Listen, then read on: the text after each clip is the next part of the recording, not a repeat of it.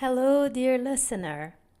Thank you for being here with me, either through the sound of my voice or watching on YouTube. Welcome. It means the world to me that you are here. So, if you are joining me again after our first journey into Inanna's world, welcome back. And if this is your first time here, I'm so glad you've arrived. You might want to check out our previous episode and then come back here, whatever you prefer. So last time, we walked with Inanna through the high places. Her laughter, her boldness, her self-love, her power. We saw her sail away with stolen wisdom, gaze into her own mirror, and hold her sacred body as holy. But every myth has more than one facet, one movement. Every goddess has more than one face. So today, we descend. Come with me. Take a deep breath.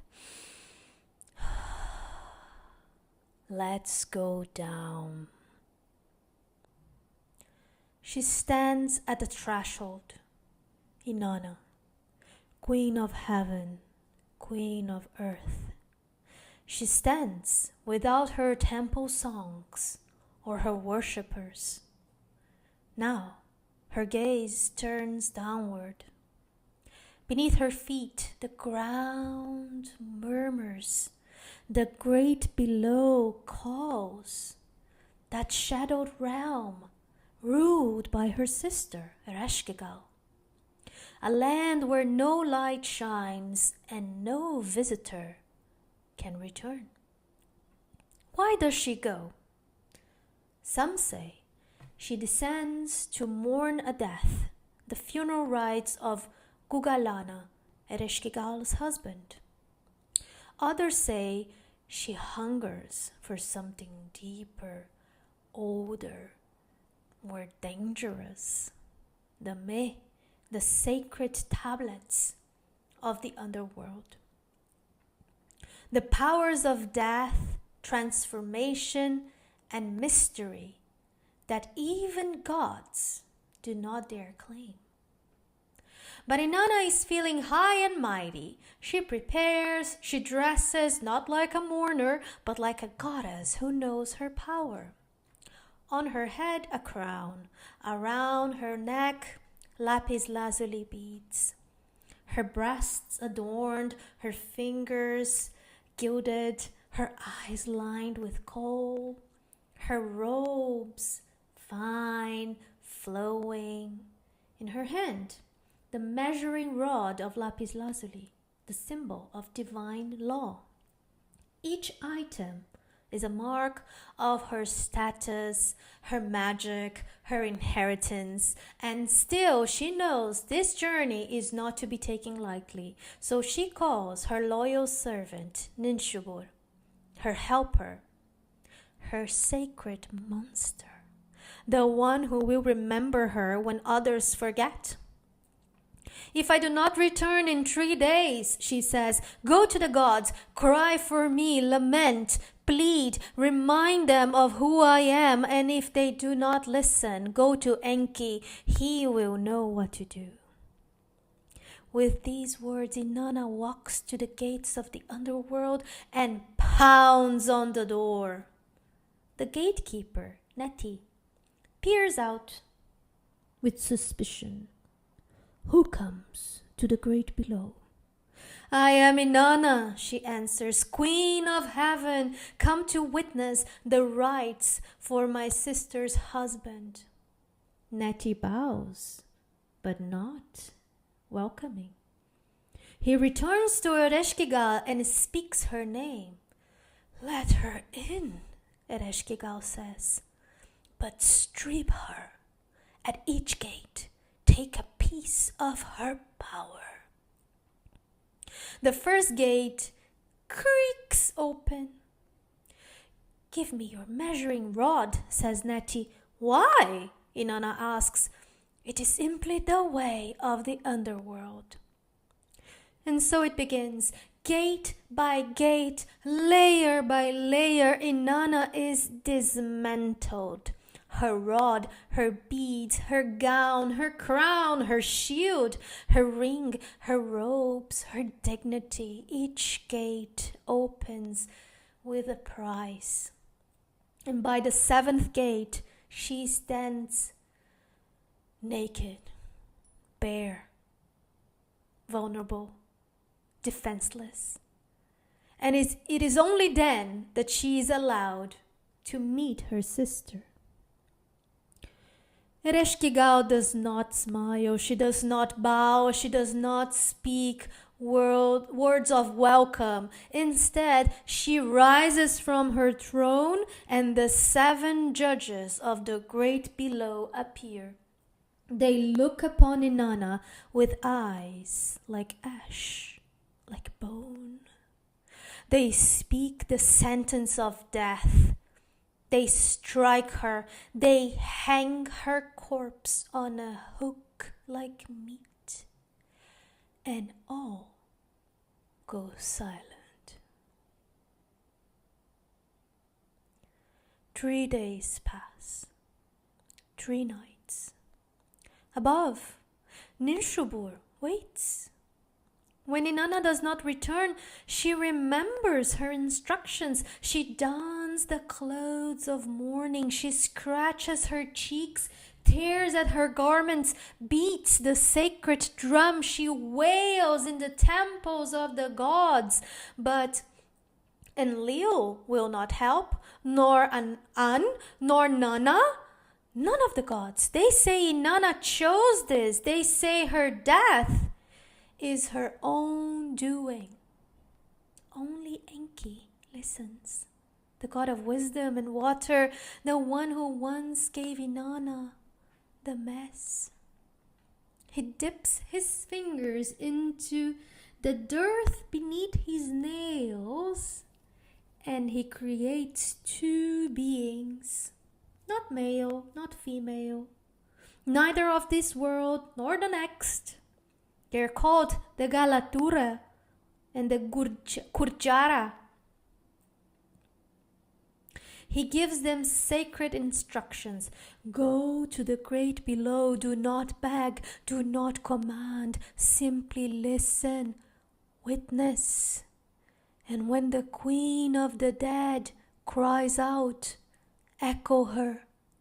Do not turn away from her pain. And when she asks what you want, ask only for Inanna's body. So they go. They find Ereshkigal moaning on the floor, wailing like a woman in labor. They do not flinch. They do not flee. They stay. When she cries, they cry with her. When she groans, they groan. She is seen. I believe they also told her whispered stories of the world, of pain and pleasure, of laughter and sorrow, ancestral storytellers. And something in Ereshkigal softens. What do you want?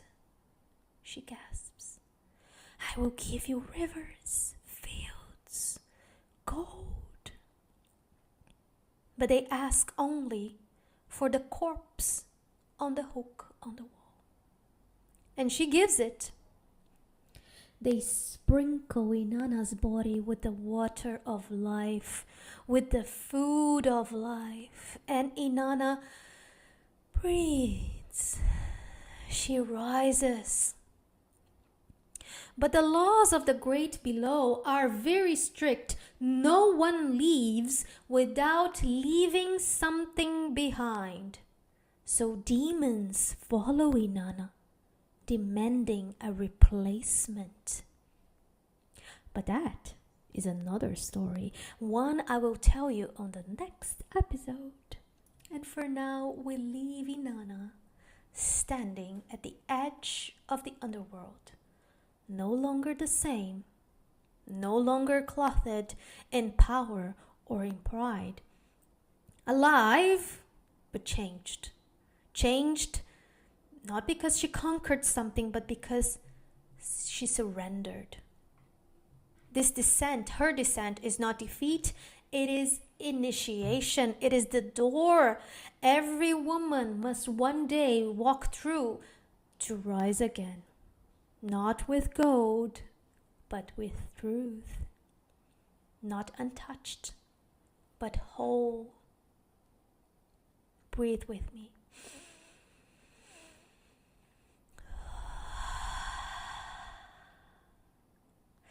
Let's come back to our plane of reality. To understand this descent more deeply, let's move into the symbolic. This story, like all old stories, is a map. It is initiation, and each object that Inanna surrenders at the gates, it can be seen as a clue, as a key, as a threshold for us to walk through. A few years ago, I went to Colorado in the United States to study under Dr. Clarissa Pinkola Estes for the first time. She is a generous and beloved teacher. She wrote Women Who Run with the Wolves. And the first time I went there to study with her, she taught us that the descent is a stripping to the essential self.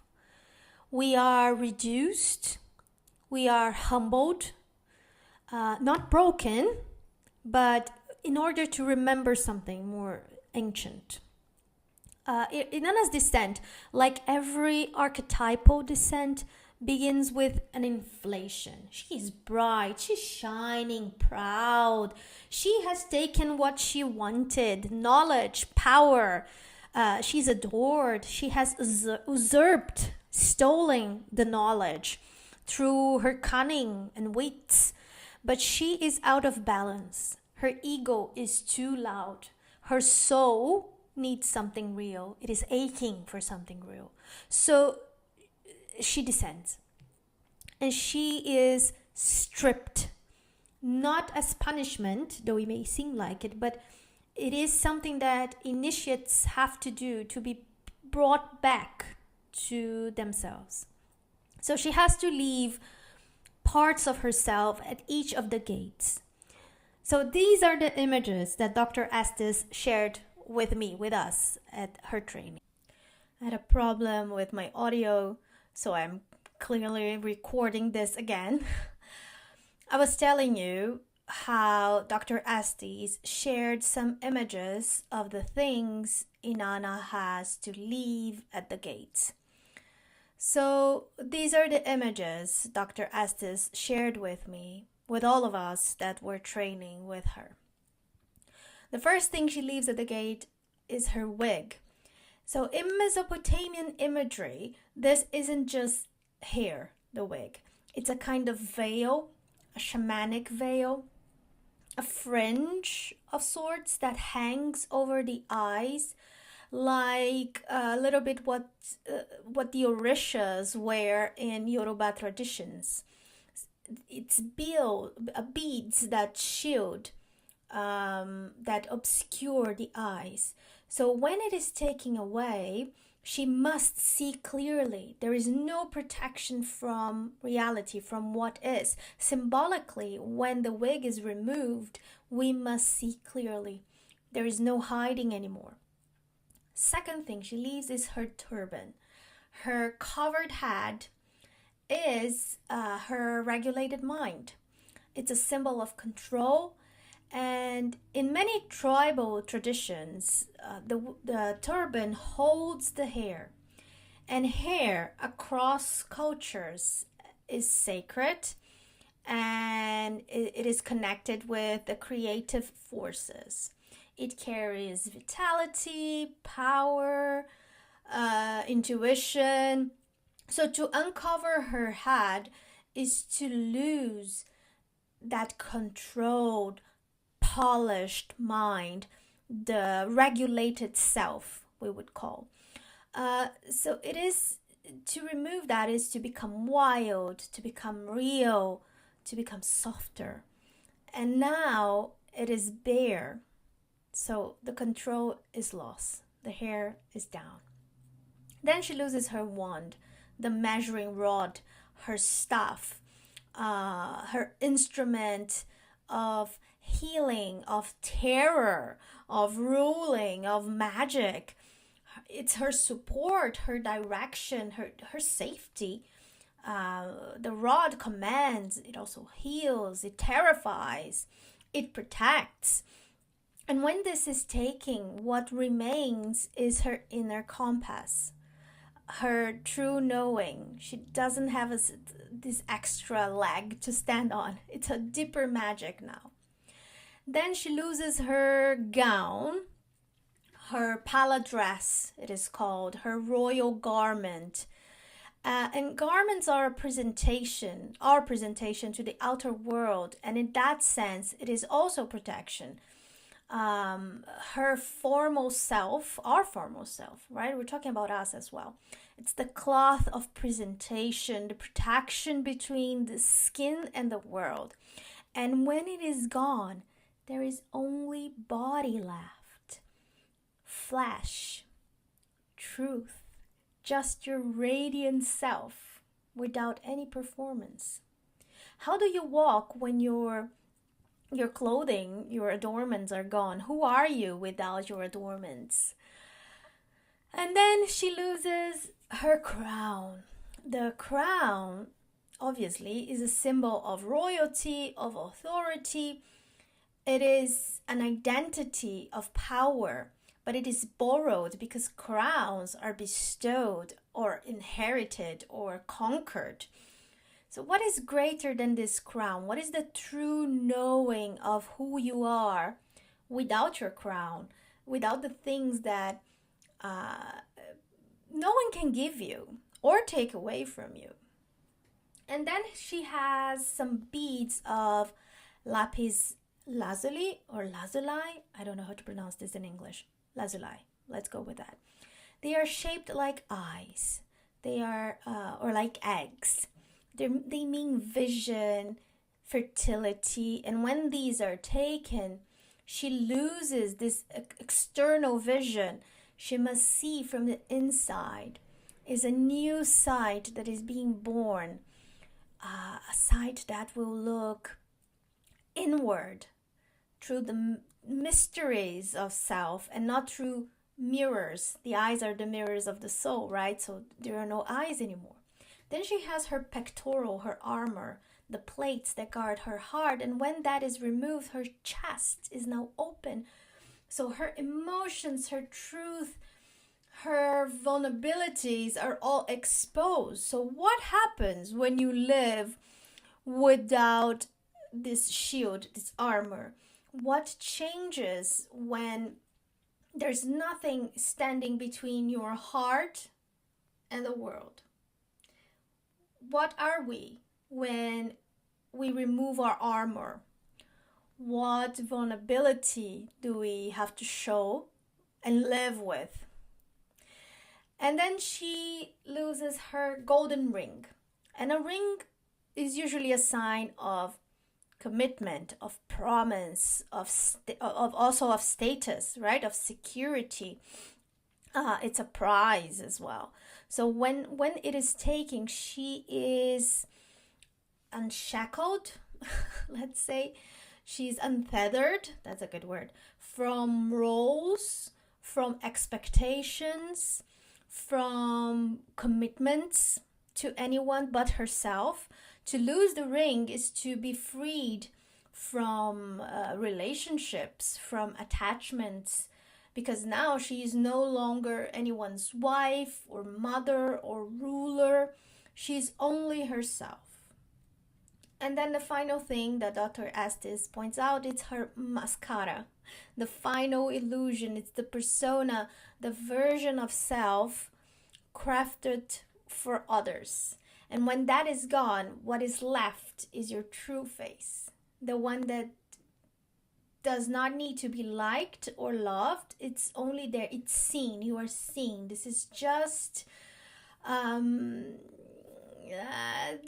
brush into the depths of all of this symbolic, archetypal, ancestral wisdom. Just you wait, but I will give you an in-depth course on Inanna. It will be born soon, and I will explore each of these concepts deeply.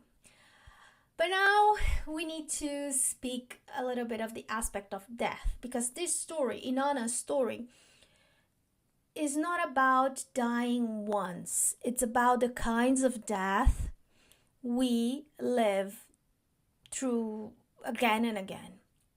It's the death that no one sees, the deaths where our bodies are still breathing, but the soul is really far away.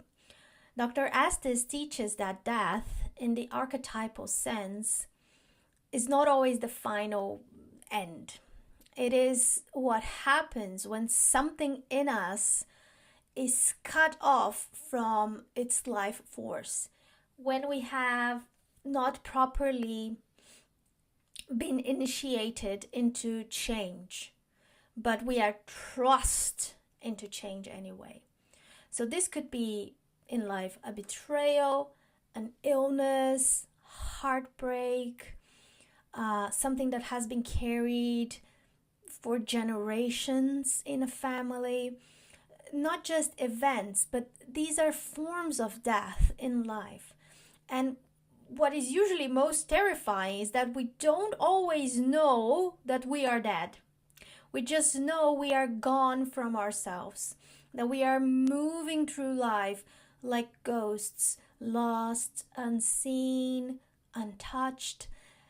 Sometimes this death is a curse that was put up upon us, something that was spoken aloud, something like, you should have never been born, you are too much, you don't belong here. We hear these words, these type of words from family, from systems, from the overculture, from strangers online. And sometimes I think the cruelest voice of it all is the one that tells us these things from the inside. However, for example, social media is full of this kind of diminishment. There is a violence in comparing ourselves to other people. 1,000 judgments that we find online. There is a fake performance of outrage, of activism. There is empty praise. And we end up in doom scrolling, endless scrolling, while our soul is starving. And as Dr. Estes says, be careful what you consume. Do not deal in death. Not everything is nourishment. Not everything deserves your energy. And she reminded us in this training that we are dying and being reborn every day. This descent, it is part of being alive. But for us to rise again, we must know what we're rising from. And let me say this very clearly. This goes so much deeper than what I can possibly explore in a podcast episode. This is just the surface. Just a deep breath before we plunge. So there will be a full workshop coming soon, a deeper journey into Inanna's Descent, into rituals of shedding, stripping, remembering, into the symbolic meanings, the archetypal meanings, that this personal transformation that lives in the myth. And if this resonates with you, the workshop will be a space for us to go further. I'll let you know when it's ready, and you will know when you're ready. And remember this, you cannot go to the underworld out of curiosity. You don't get to walk into hell without preparation. You must go because the soul demands it. Because your old self can no longer stand. Because the descent is happening. It's not tourism. It's sacred terrain. Okay, let's go back to the story. So Inanna does not go unguarded. She appoints her sacred helper Ninshubur, also known as Ninkabura. She's her monster, her beloved witness. Dr. Estes calls her La Monstra, the sacred monster that lives inside all of us. It's the one who refuses to forget us, the one who beats the drum when we disappear. She is the same archetype as Vasalicia's doll, if you know the tale, the Baba Yaga tale. So she is the wise inner being who carries instructions, who knows what to do when the outer world seems to fall apart. It's our intuition, right? And Inanna tells her what to do in case she doesn't come back. I'm not going to read all of it here because truly each line deserves like a huge space of its own, and we'll explore that further and maybe in that workshop. So we'll take in the workshop, we'll take each instruction, each image, and unpack it, what it means mythically, what it might mean for you personally. But for now, let me give you a sense of what she tells Ninshubur.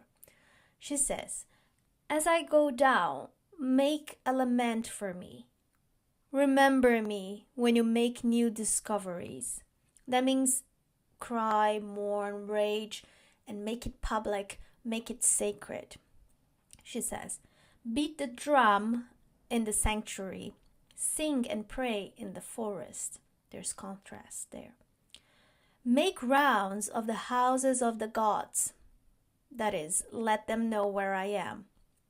And then she goes, lacerate your eyes. That word lacerate sounds violent, but it comes from the Latin root lacerare, which means to open, to rupture, to bear. She goes on, lacerate your nose, lacerate your ears for me in public. That means to make others hear, others listen. And then she goes on, in private, lacerate your buttocks for me. Here she means to release what needs to be wasted. She means to go into a position where it is just you and the divine in private, right? Then she says, like a pauper, clothe yourself in simple garments. All alone, set your foot into the core. The core is the underworld. And if I am in trouble, come get me, and Enki, and my sister, and your demons. These instructions are strange. They're poetic. They sound dramatic, but they are ancient rituals. Each one of them feels like a spell. It is a threshold. This is how we return from death through the sacred monster. This is how we call back what is lost. So each gesture that she narrates is a thread in this tapestry of resurrection. And Ninshubur goes on to do exactly that. And as we know, Inanna is rescued and she's brought back. This story is about what happens when we can no longer sustain the life that we have built, or an aspect of that life. When the empire collapses, and by empire, I mean it can be anything. It could be a relationship, a career, a belief system, an identity that we've outgrown. It no longer fits. It is dying. And the medicine for it is descent. The remedy is surrender. The medicine is not denial. The remedy is not to escape. It is to descend. It is meeting death on the hook. And that doesn't mean to fail, but it means going through a threshold. And resurrection, that comes later. That is another chapter. another breath for the next episode. So for now, we stay here with the sacred stripping of ourselves through Inanna, with the clear sight, with the voice of Ninshubur echoing through us. You are not forgotten. I will come for you. So I want to ask you, what are you being asked to leave at the gates? What part of you is already hanging on the hook, waiting for life to return? Where have you felt yourself being emptied, undone? And what truth did you meet in that undoing? Who is your Ninshubur? Who reminds you of your name when you forget it? And who are you willing to become once all the masks, all the adornments are stripped, the crown is laid down, and your wand is surrendered? And what is the gate that you fear the most? And what maybe is waiting for you beyond it? Take a breath with me. You don't have to answer these things right now. Let these questions inhabit your body for a little bit. Let it come in your dreams. Let it fill the soil of your life. You are not alone.